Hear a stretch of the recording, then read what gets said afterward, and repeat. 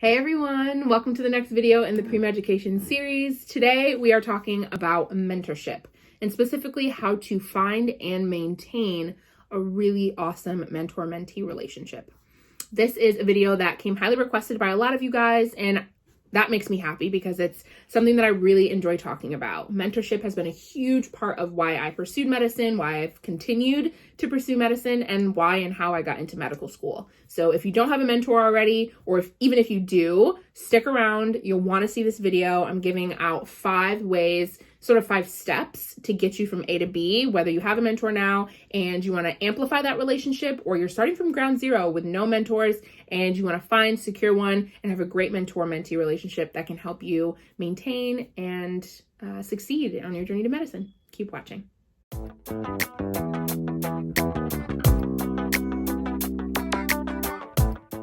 The first thing I want to do is tell you guys a little bit about my experience with mentors over the past 4 years it's been. So as of right now, I'm a senior in college, finishing out my last semester, graduating in May, which is very exciting.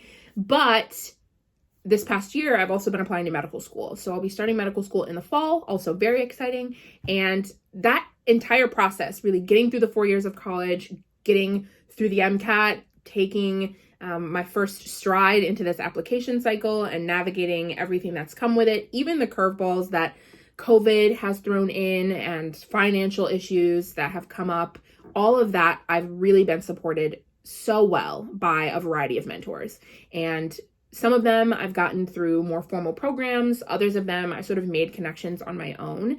But the 2 that are most notable and really got me through these 4 years and this application cycle are a couple of med students who mentor me, and one physician in particular who has been mentoring me for the past 3 years.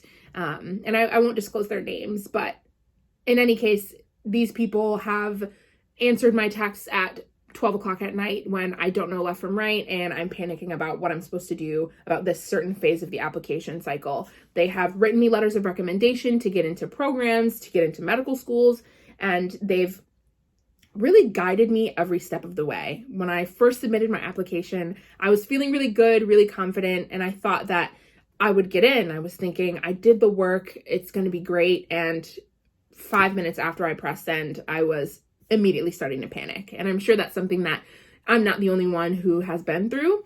And the first thing I did was message my mentor. And she immediately said, clear your schedule, tomorrow we're getting coffee. And our conversation that day and our subsequent conversations throughout this application cycle have been so reassuring, so kind. She's offered to advocate for me and reach out to admissions committees that maybe I didn't know personally, or schools that she had connections with. And it's been an incredible experience. And I say the word incredible so often. But anyways, it's a good word to summarize what's going on. Mentors can really be all the difference, and especially ones that you have long-lasting, true relationships with. My mentor that I was just talking about, she is a pediatric neurologist here in my area, and she has given me shadowing opportunities, given me chances to get involved in research, connected me with medical students and other physicians in other fields that I might be interested in. But she also is able to sit there and talk with me one-on-one and tell me the reality of what it's like to be a mother of a young child married to a partner who's also doing other things and navigating being a physician, what it's like to start a family, what it's like before all of that, going through residency and all these things. And she's being brutally honest with me. And it's oftentimes your best chance to peek into the life of someone who's living and doing the things that you want to do down the road. Mentorship is hands down so important. If you do anything in your next phase of your journey to medicine, find a mentor. And if you have one already, take this opportunity to strengthen your relationship, because it's never a bad thing. On to these 5 steps. First things first, you got to determine what kind of mentor you want. And I won't spend this whole video talking about all the different types of mentors, but for more details on them, you can go to the post that I made on Instagram here and find out all about it. There are 5 different kinds: the co-pilot, the master of craft, champion of your cause, the anchor, and the reverse mentee. You can check out this post to see all the details about them, and feel free to follow me on Instagram. Step 2 is to kind of figure out where you want to get your mentor from. So you can find more formal programs like the ones listed here, or you can venture out on your own and make connections sort of through cold emails or through programs and events that you go to. There are tons and tons and tons and tons of different ways and places and events that you can find mentors. It's really important, once you determine what kind of mentor you want, that will sort of tailor the places that you look for one. So for example, if you're looking for a mentor that is the master of craft, great places to look would be at the health centers in your area. You can try cold emailing physicians at your hospital, through events that are put on by the pre-health organizations at your school, so on and so forth. However, if you're looking for a mentor that's the champion of your cause, they don't necessarily have to be a physician or in the medical field in general. They could simply be someone who is really good at advocating for you, especially in the places and spaces that you'd like to find yourself in one day. For example, I had a mentor who was the champion of my cause, and he was a coworker at the research center that I worked at. He was a couple of years older than me, had been there working there full time for a while, but not in medical school. Actually, at this point, he's going to business school, but he was most certainly a champion of my cause and always advocated for me when he was meeting with the head of the department or really any other person who was sort of a bigwig around the office. And I found him through my job. I didn't have to look very hard, and I just solidified our connection and our mentor-mentee relationship over the years. Great examples there. Step 3 is to set up the first meeting with your mentor and be straightforward about what you're looking for. I had a really bad habit throughout my undergrad years of wanting to slowly turn things into a mentor-mentee relationship without explicitly stating, hey, I would love it if you could offer me guidance and support and be a mentor of mine. I think I would be a great mentee for you, kind of thing. In fact, in my junior year, I sent a cold email to someone who was working in the deaf community in my area, which is a community that I really wanted to support and serve. And I sent them an email, set up a meeting, but I sort of tiptoed around what I was looking for. And I ended up doing research, a little bit of research for him. And then our sort of connection sort of just fizzled away and we don't really speak anymore. In reality, what I really wanted was just to learn about their process of pursuing a medical education and ending up being a physician for the deaf community. And had I been straightforward and said, hello, I would really love for you to be a mentor of mine, I'd probably still be communicating with this physician today. But I was too nervous and didn't want to burden them. But at the end of the day, it took me that experience to realize part of going into medicine and becoming a physician means teaching. And it's not just teaching your patients their health education or medical education.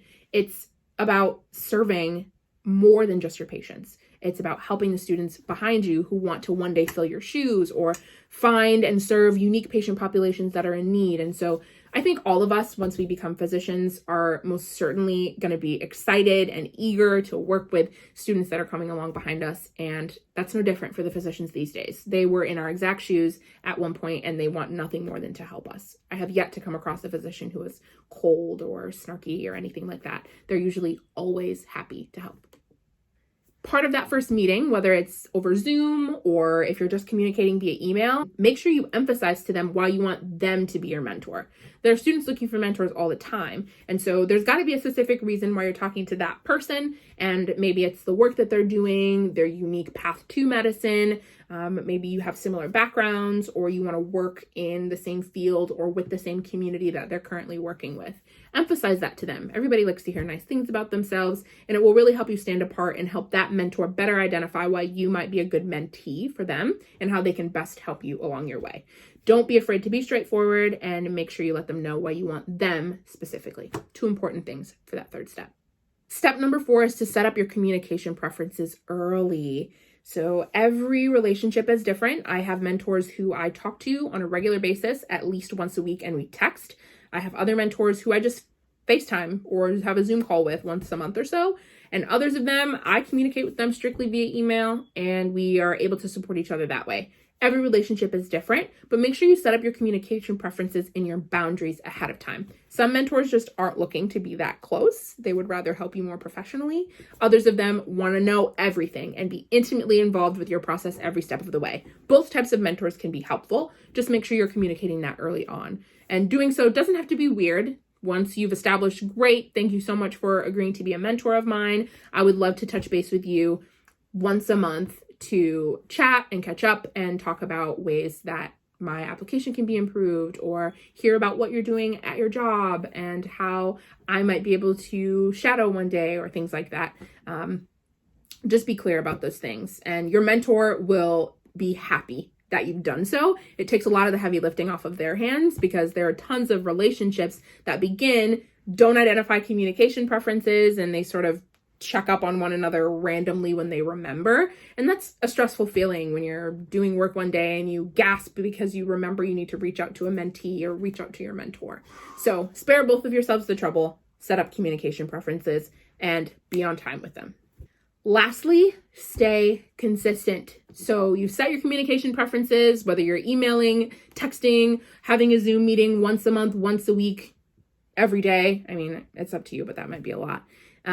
Once you set those up, don't forget to follow through with them. And if you come to a point where it's a little overwhelming or you're not able to touch base as often, communicate that with your mentor. And the ways that you'll help each other is different for every relationship.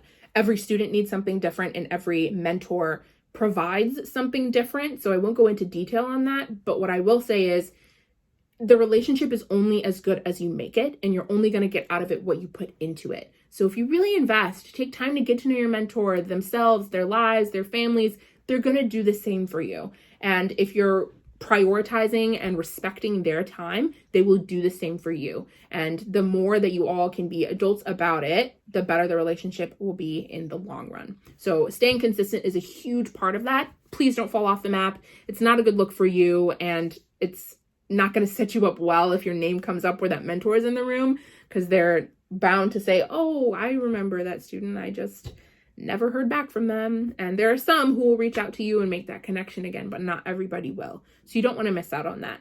Stay consistent and put in and invest as much as you can into these relationships, because they really will carry you far and open doors for you that maybe you wouldn't have been able to open otherwise.